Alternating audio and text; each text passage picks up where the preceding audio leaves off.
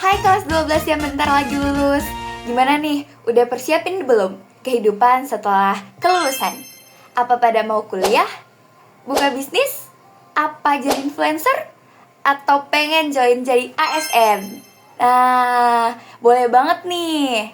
Loh, tapi emang sekarang kelas 12 udah bisa join jadi ASN?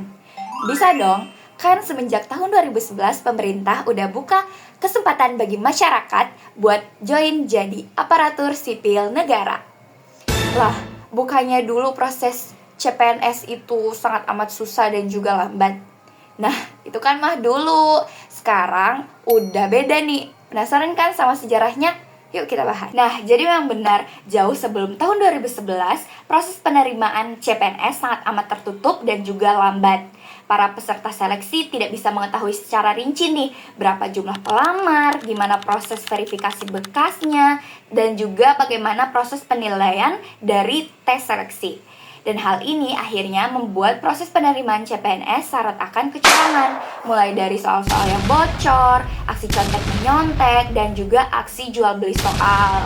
Dan akhirnya hal ini pun berdampak pada penurunan kualitas ASN dalam pelayanan publik.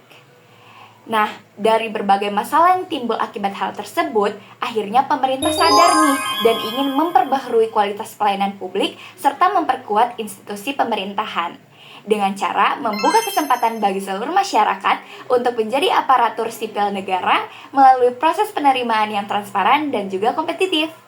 Nah, berangkat dari hal tersebut, akhirnya pada tahun 2011 Komisi 2 DPR RI mulai membahas nih tentang rancangan Undang-Undang Aparatur Sipil Negara atau ASN.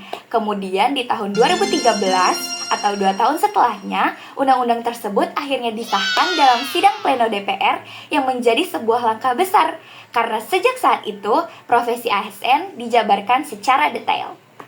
Proses penerimaan ASN terbuka pada tahun 2011 akhirnya melibatkan beberapa tahapan yang mungkin sekarang kita kenal dengan tes CPNS atau tes P3K.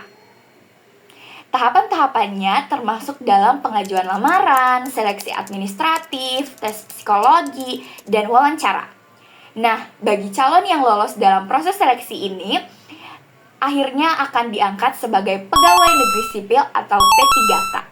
Nah, hal ini membuat ASN menjadi profesi yang berpendidikan, menjaga nilai dasar profesionalitas, dan juga memiliki standar pelayanan.